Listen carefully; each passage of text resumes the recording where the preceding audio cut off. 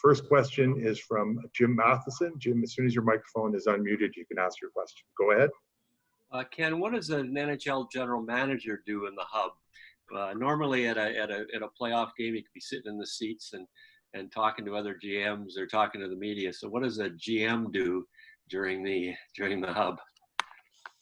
Hi, Jim. I've never been in a hub before, so this is a new experience for me. I think, my plan is obviously I'm going to be at all the Oiler games, and I thought I would pick another game each day to go scout. And then I do want to go back to my hotel room and find pick a game from the Eastern Conference in Toronto and watch a game there. So basically watching lots of hockey.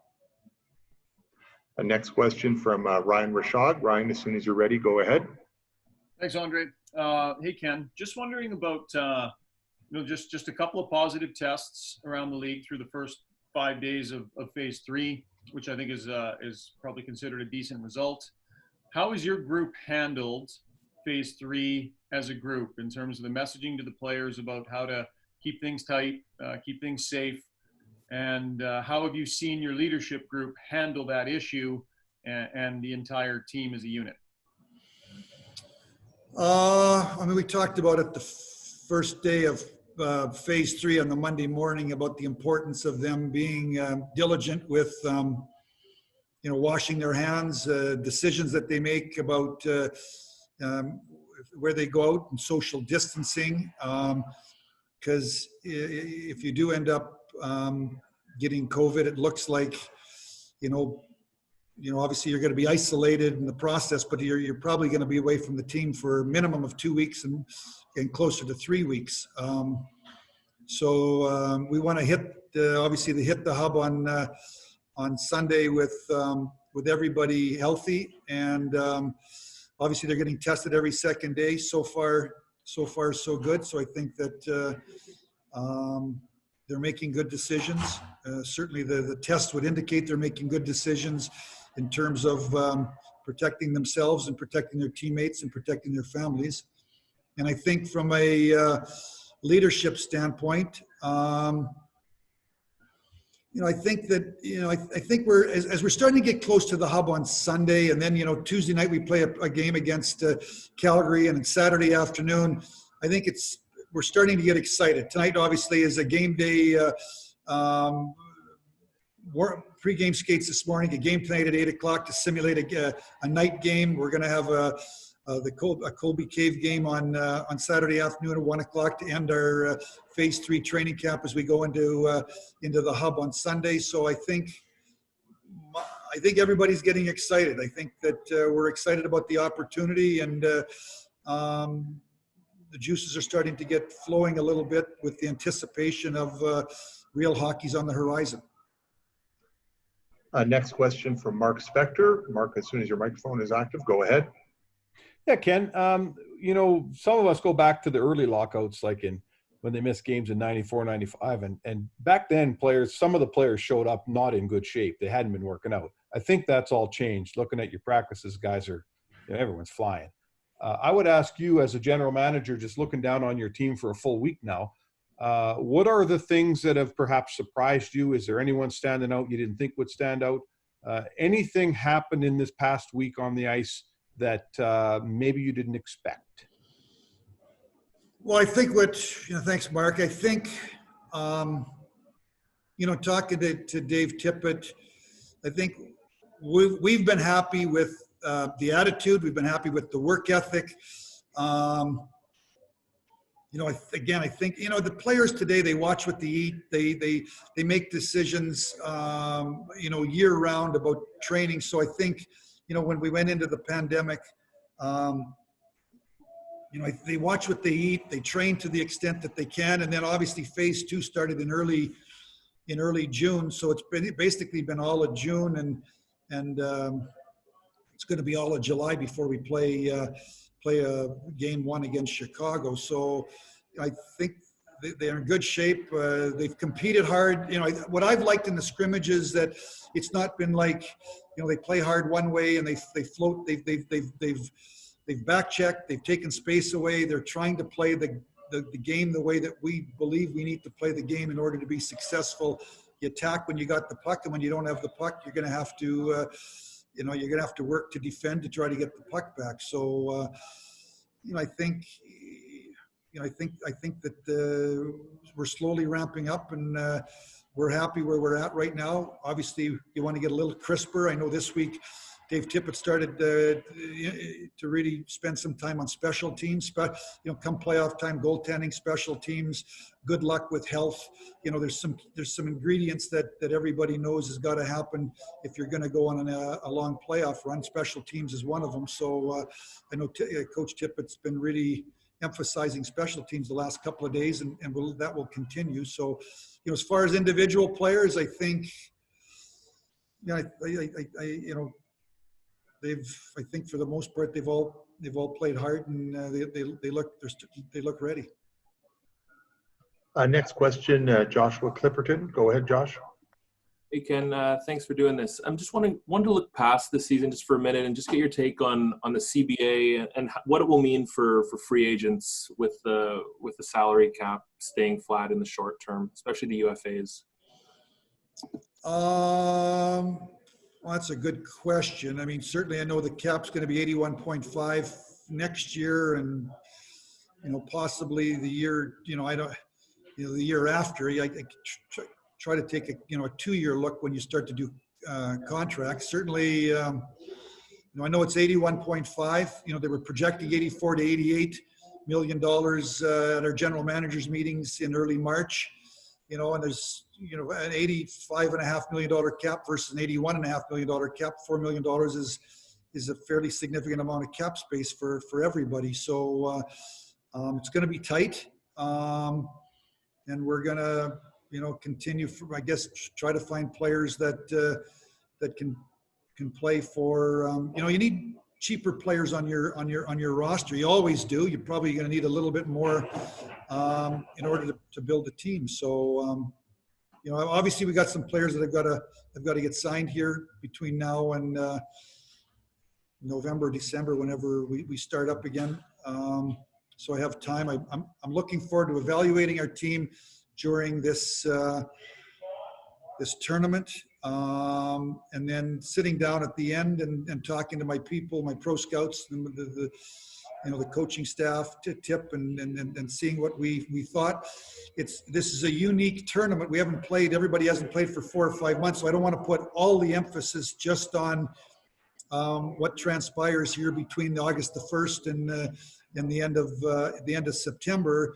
Certainly, there were 71 games that we played up until March that I also have to remember that is an important part of the evaluation process as I look forward to the 2021 team. Right now, like I said, I want to watch our team play against Chicago and see what we look like, see how players play, and our hope obviously is that we're going to find a way to win that series and move on. But you never know. I think it's wide open. I think all 24 teams are going into this tournament thinking that if they can get on a run early, that you can go a long ways, because it's as much a level playing field as there's ever been, given that everybody hasn't played hockey in 4 to 5 months.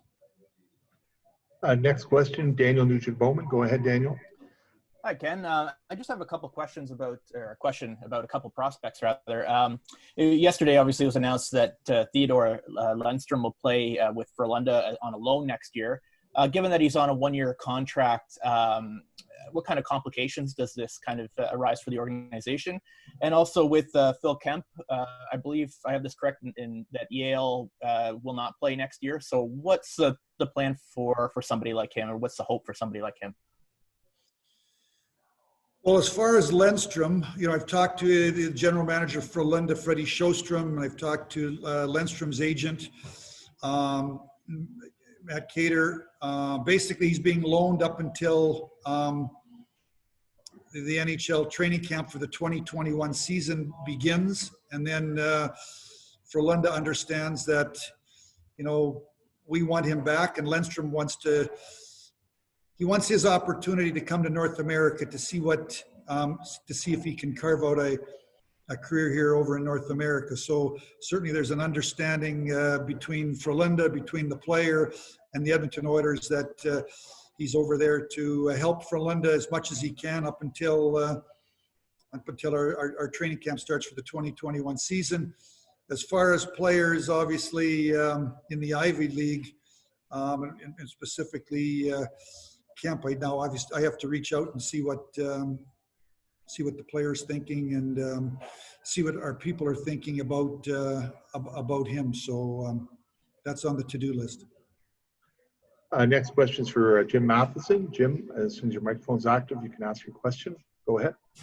Couple of things, Ken. Broberg, has he opened some eyes here? He played it in Europe last year against the men. Obviously, he's a teenager, but has he opened enough eyes to obviously stick around as part of the hub? And the other question I have, at least your team has been healthy during camp. Lots of other teams have had 4 and 5 and 6 players a day not showing up. Is that obviously is a positive thing? Yeah, as far as Broberg, basically, coming into the hub, it was, I talked to his agent, Darren Ferris, and his European agent, Radek, and I talked to Philip. I talked to the Skellefteå general manager. The plan really was he was going to come over here for phase 3, and when we went into the hub, the plan, and I'm talking about a plan, a month ago, the plan was that at about Friday or Saturday of this week, he was going to go back to Skellefteå. They're starting their training camp here in the next week or so. The Swedish team's late July, with obviously Mike Green opting out. I talked to Dave Tippett in advance of phase 3 to say, let's keep a close watch on Broberg. Let's see how he plays. And if he plays well enough, we can make a decision to take him with us in the hub. Obviously, we think he's played pretty well. I've informed Skellefteå and talked to Darren Ferris, and I talked to Philip Broberg a couple of days ago to tell him that we are going to take him into the hub with us. And obviously, we're going to go in with 10 defensemen, and it's up to the coach to determine how they're all going to be used. So, I'll monitor. Certainly, I understand Skellefteå is starting their training camp. He's a young player, but he's played very well here in the early going. Now things are going to, things always ramp up. I look back to September every year in training camp, and there's week 1, and then the vets take it to another level in week 2. And then they ramp it up, and you try to find out which young players can kind of go with as the veterans take the level of play to a higher level, where do people start to drop off? So I'll continue to monitor. But I think for him, he's 19 years of age. Obviously, he's junior eligible. This year, he's to play in the World Junior. He's a young player. I think it's been a fabulous experience for him to be around an NHL training camp every day now for 10 days, and it'll go on at least for another couple of weeks that he'll be around our guys. So I think it's going to be really good for him in his development. Next question, Josh Clipperton. I think Andre, Jim had one other question. What was the second part of that question? Oh, hang on 1 second. Let me find Jim, and I'll let him ask his second part of his question. Oh, I remember. Okay. Jim was asking about other organizations. Some other teams have had 5 and 6 players out. Certainly, we feel fortunate that we were able to start camp. Obviously, Caleb Jones was out, but other than that, we have had everybody on the ice pretty well on an everyday basis since day 1. We're playing a game tonight.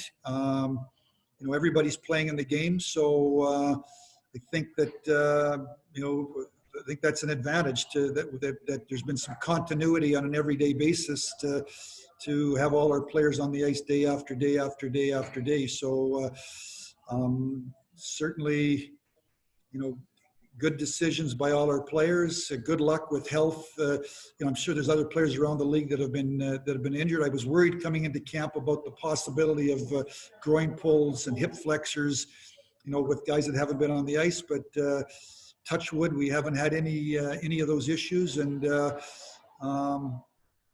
So I think it's allowed us to be as prepared as we head into nearing the end of week 2 and going into the hub on Sunday. It's allowed us to be as prepared as we possibly can prepared. We've had everybody on the ice on an everyday basis, and I think that's a real advantage.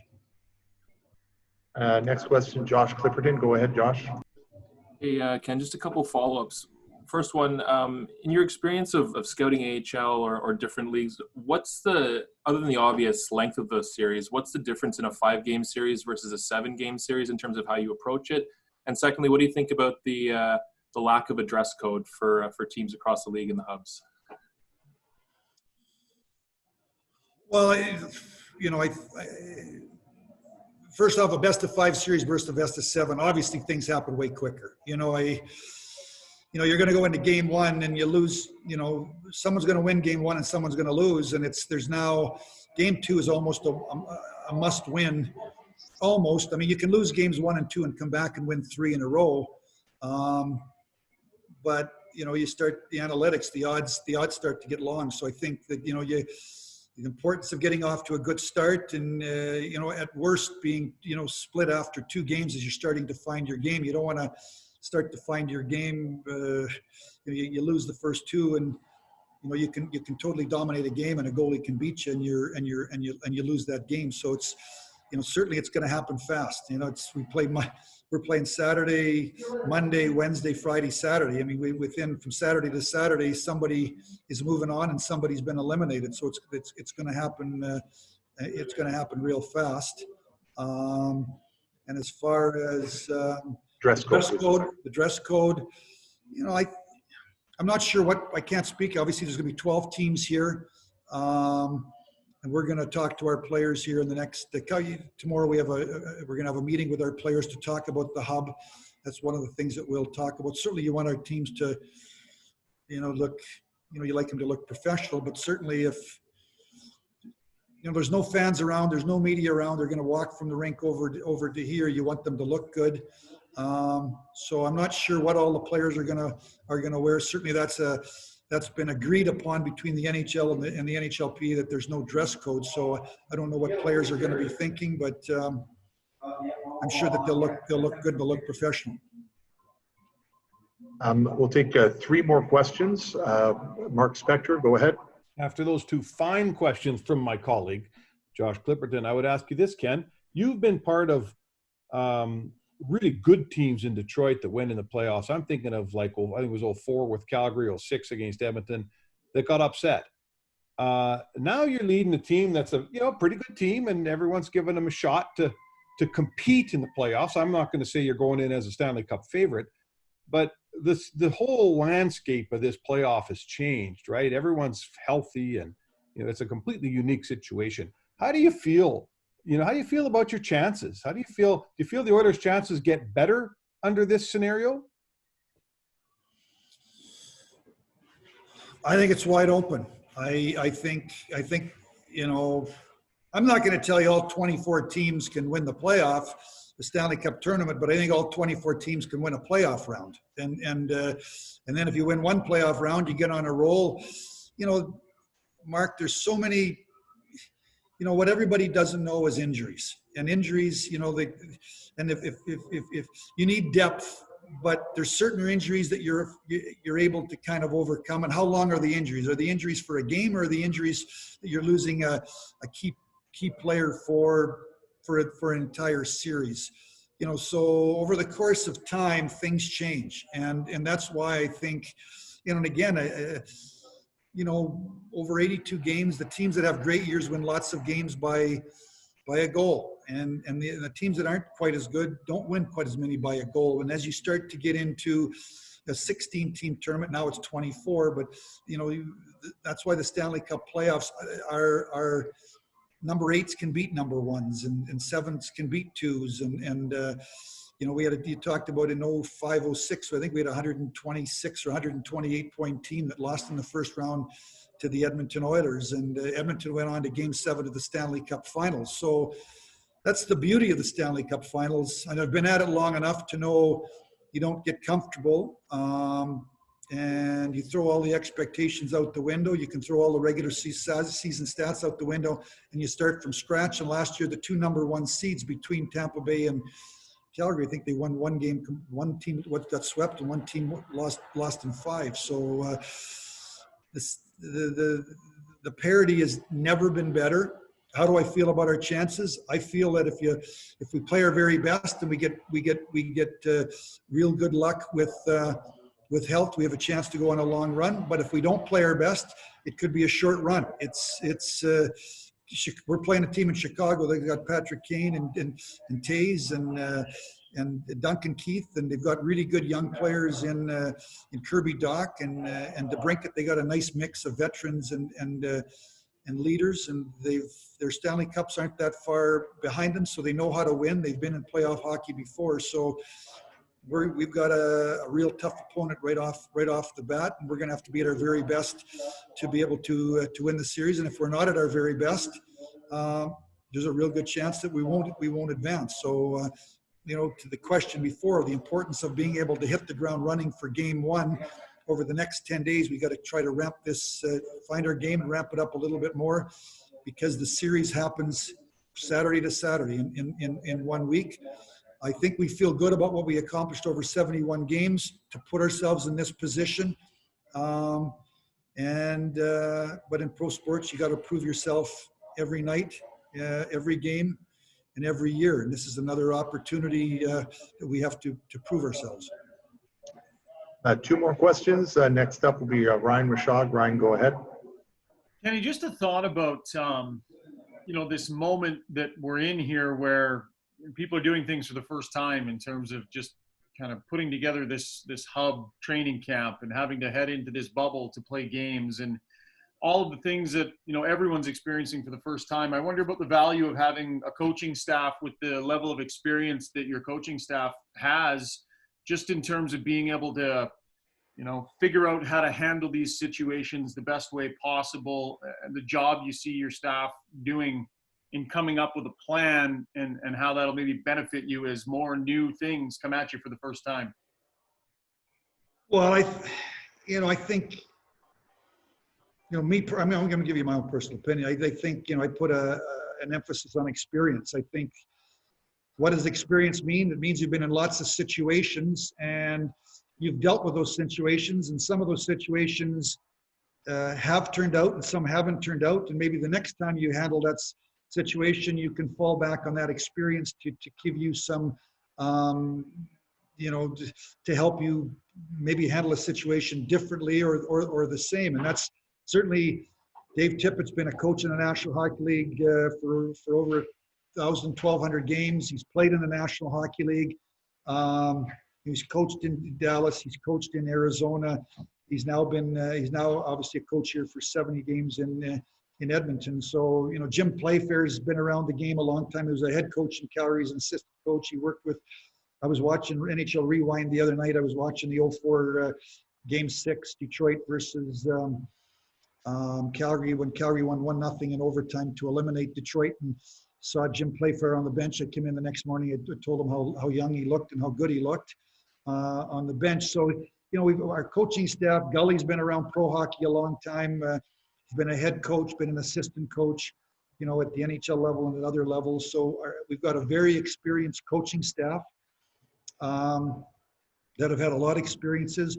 We're going into a hub. Nobody has been in a hub. Probably this is, I lived in I was with the Canadian Olympic team in Sochi in 2014, and it was in the athletes village, and I was rooming with Steve Yzerman, and across the hall was Doug Armstrong and Peter Chiarelli, and the Canadian hockey team was on floors 2 to 6. I think we were in a 6-4 athletes village. So that's probably, for me, the closest thing I'm going to come to what we're going into this hub, this bubble that on Sunday, where you've got all the teams, all the athletes combined into one area, and they're going to, you're going to be bumping into one another in the lobby. And I think they're going to try to have the schedule so that you don't see people, but you're still going to see people from other teams, other athletes on a regular basis. So it's a unique experience.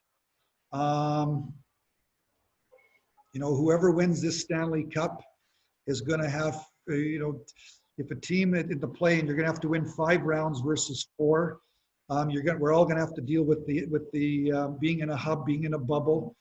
So I think that the team that wins the Stanley Cup is going to be a champion, just like any other years. They're going to have to deal with a lot of adversity. It's going to be unique. It's going to be different, and it's going to take a lot of good luck with health and a lot of depth and a lot of focus and certainly having an experienced coaching staff, I think, is an advantage for our team and for I say advantage. There's other teams that have veteran coaching staffs, but certainly Dave Tippett, I thought, did a great job with us for the 1920 season, and I feel good that we've got a veteran, a guy, a coach with an experienced coach at the wheel. Next question, final question to Jim Matheson. Jim, go ahead. A couple of things, Ken. You kind of live right by the rink, so how's that going to be in a hotel when you're about 5 feet away from where you live during the hub? And the other question I have for you is, there's no home ice advantage, I guess, this time. So if it ever gets to a 7th game, you can't say, oh, we're going home and we've got all our fans to cheer us on. Does that make this the most unique thing? Yeah, very unique. I mean, obviously what the home team advantage is going to be last change. I mean, it's going to be the matchup. So obviously games 1 and 2 against Chicago, Dave Tippett can set up the matchups that he wants. And games 3 and 4, Chicago can set up their matchups. And then if we get to a game 5, so that's going to be the advantage. It's not going to be the advantage of having the home crowd, the emotion of them behind you. But certainly in our sport, certainly have the last matchup is important. I bought a place in the Legends, so I'm moving from 451 down to I think I think our team's on somewhere in the lower 23 floors. I'm not sure. So certainly I'm moving. I'm in the same building, but I'm moving down closer to ground level, and I'm excited to get into the hub. I'm excited for the opportunity. I'm excited for it's unique. It's different.